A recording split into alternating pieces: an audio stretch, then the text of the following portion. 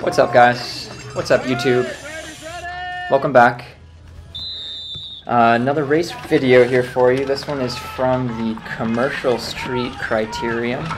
This took place in Plainfield, Illinois, and it's the first time that this race has actually occurred. I think that the race organizer did a really good job with this one, with this course. Nice pavement. The timing worked out well for a lot of these guys. I think this is right on the heels of what is now called Chicago Grit, FKA Intelligentsia Cup. And so this is the Pro 1, 2, and 3 field, I believe. And let's see here, yeah, P1, 2, 3 race. Got about 25 guys in this field, pretty small field, pretty manageable. As you'll see in this video, a small group of riders, including myself, are going to lap the main field in this race, and then it will come down to a sprint among that group of, I think, like 6 riders. So as you can see up in the top right hand corner, this course is not just a flat square, which is cool. You could see, I think, in the technical aspects of this course,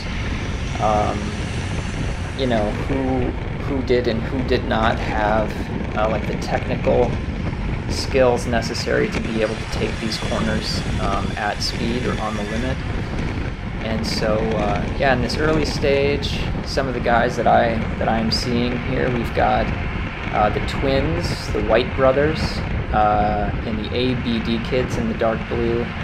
Right now I'm sitting on the wheel of Ralph Rufo, who is another Wisconsin native, current Wisconsin Criterium state champion in the elite category. So I've seen plenty of him this summer. Who else we got in here? We got some 606 racing guys out of Chicago. We have some South Chicago wheelmen riders. We got the Cutters up ahead, straight from the 1979 film Breakaway, film classic if you are into cycling. Another rider to look out for here is Joaquin Medina, I believe is how you say his last name, and he is a Hot Tubes junior rider who likes to attack and go off the front, as you might expect. So we're going to get right into it. I'm going to skip ahead. You can see this attack going up on the left here. I'm going to skip ahead to some of the bigger moves that take place later in the race, and I'll walk you through how exactly we were able to lap this field. So let's go.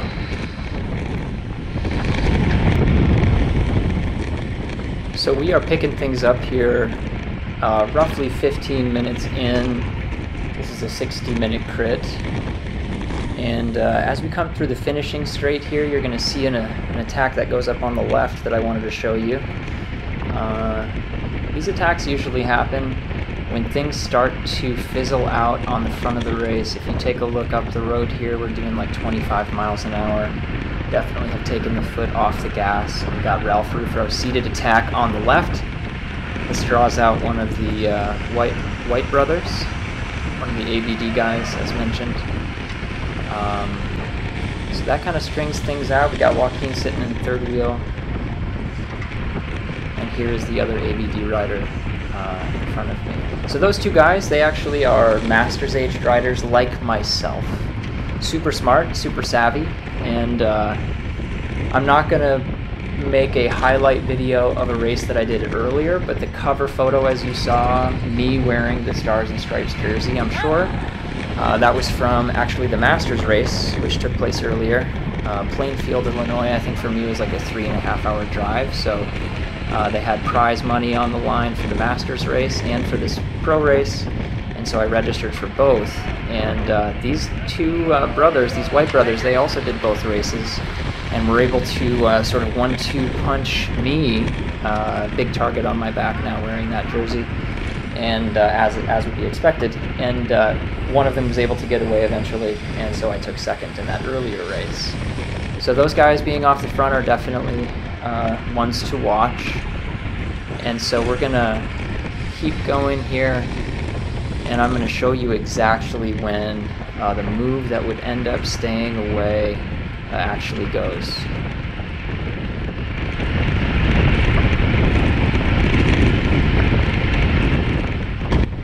picking things up here. We are not very far ahead of where we left off, a couple of minutes maybe. And as you can see, pace is still on. We're sitting roughly at 30 miles an hour, coming hard out of these corners. Group is strung out, little gaps starting to form up the road. And so I can kind of tell we are getting close to the moment where this break is going to go. You can see this rider up ahead of this group of riders that I'm sitting behind is starting to struggle. Doing 32 miles an hour, so the pace is on. 600 watts down in the corner there. And I am trying to get past this guy. Brazen Dropouts rider, I believe, a Wisconsin guy there. I think, if I'm not mistaken, he did the Cat 3 race and I think won the sprint. So he's doubling up just like me. And here we are, kind of making it back to this lead group, just kind of dangling a little bit.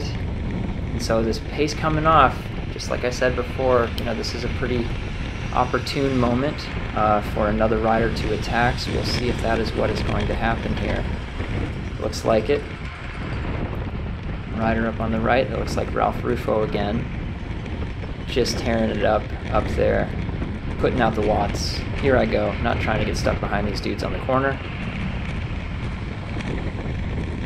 And this is the early stage of this break, I believe. So watch what happens here. Let's go!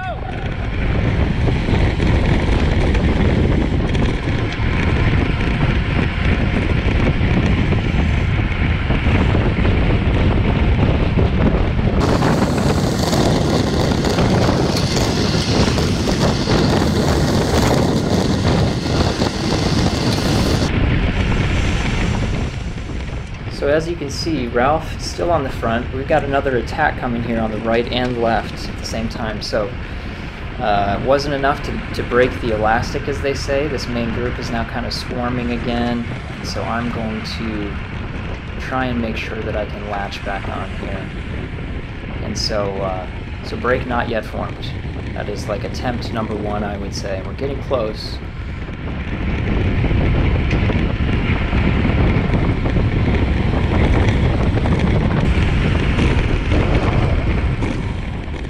Jumping ahead a little bit, but not much further ahead. This is still, I think, like the same lap.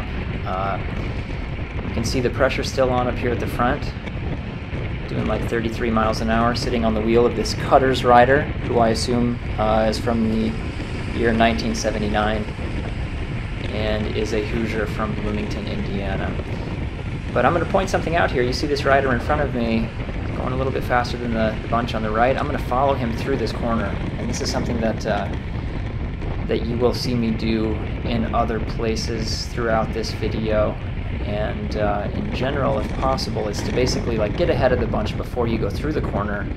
You know, in a bigger field, they would call that like the bubble. So if you are going to make a move, you want to continue that move until you get beyond the bubble, and that allows you to get like the efficiencies of being at the front of the race as opposed to being kind of in the middle of that scrum. So hitting 1100 watts, trying to stay with the next little slingshot move. I think that was Joaquin Medina on the front. Joaquin, I hope that I'm pronouncing your last name correctly. I'm actually going to look this dude up right now on Instagram. Let me see. Joaquin, where are you? Joaquin Medina Garzon. I did get it right. Shout out to Joaquin, always putting the pressure on. So, another White Brother attack. We got him coming through the inside of that corner. I'm sitting on the wheel of this 606 dude, who I assume is from Chicago. Don't know this guy's name. Let's see if I can find it on the result sheet. I think that is... I don't know, is that Hendrik van der Zandt? Could be. So following this move, doing 32 miles an hour, coming through the middle here. What do I have to say to these guys?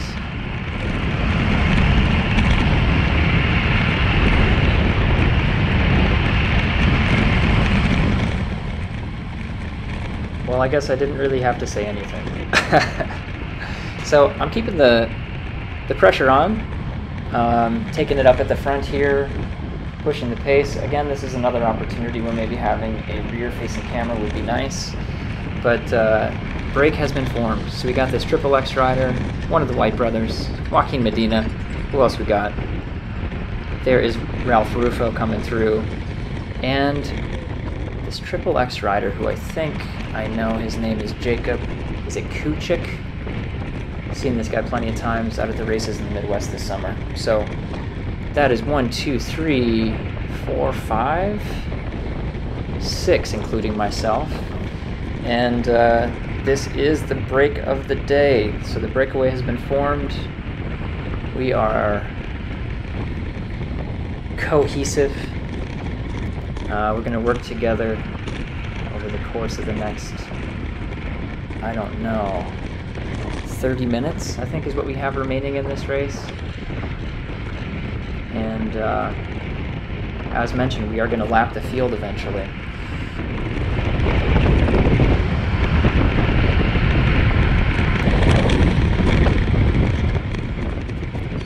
So we're back. We've got Jacob doing some work on the front here. He had good legs at this race. I think he finished right behind me eventually in 5th, bit of a spoiler alert there. But he was super willing to do work in this breakaway. Sometimes almost too much work, in fact. Got to keep it smooth whenever you can, make it easy on the guys around you, work as a group.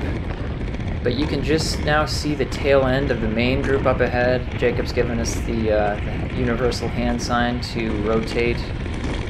And I'm going to do some little cheeky move up here. So basically what I'm going to do is get around Jacob, get into that field, and then attack kind of through the front of that field and make it more difficult for the rest of the riders in this breakaway group lapping up.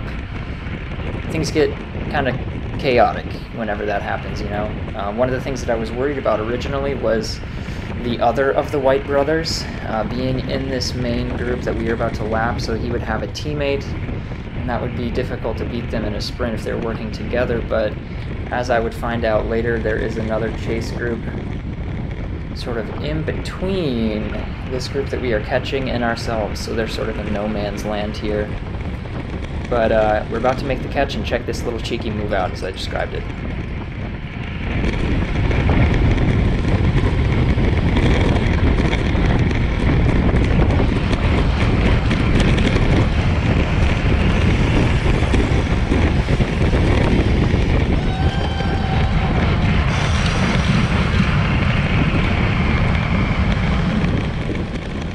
So putting down a couple little efforts there, moving up on the inside of that main group, and I am now attacking through that group, sort of trying to maybe catch the rest of the breakaway riders sleeping.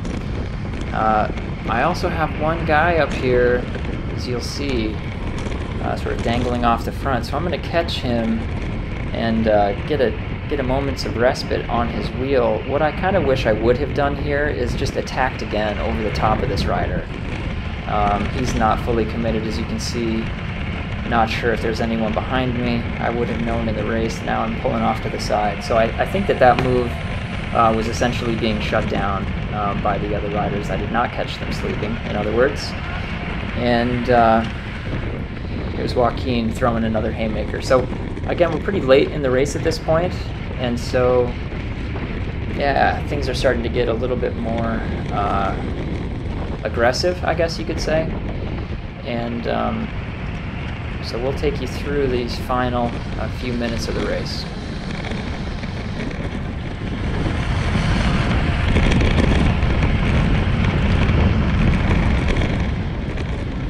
So as you can see, pulling off the front here, mostly breakaway riders at the front of this group. I think we are coming into 1 lap to go. We may be coming into 2 laps to go. But yeah, no, this is a preem lap. So you can see this guy attacks. I'm kind of following this. This is after a preem was announced. So on the last lap, as we came through the start-finish, they rang the bell. They told us, you know, $100 to the next rider who crosses the finish line. So I'm kind of going after this, even though it's late in the race. I'm going after this extra $100. So I'm following this dude Jake Kuchik's wheel, and he stays seated, but he's letting this gap open a little bit to this other rider. I commit. I'm going to stand up and try and catch him at the line for this preem. 1100 watts still on the hoods, and he actually holds me off. So here I am in this weird position and doing 35 miles an hour. It is last lap. I have just put down a big effort. I'm at 190 beats per minute. So what do? But stay on the gas, take a late flyer. I love this move. Sometimes it works, sometimes it doesn't. You know, as they say in cycling, sometimes you have to be willing to lose in order to win. So this is a big gamble. Still have a gap on the rest of the field. They are chasing hard, but I am keeping it super steady here, up to 400, 500 watts out of these corners, trying to make this into a 1 minute effort as opposed to a 10-second effort for the guys behind me. So pretty committed here, solo, no one's sitting in my wheel yet, keeping my head down and not looking back, just trying to get as much as I possibly can out of my legs.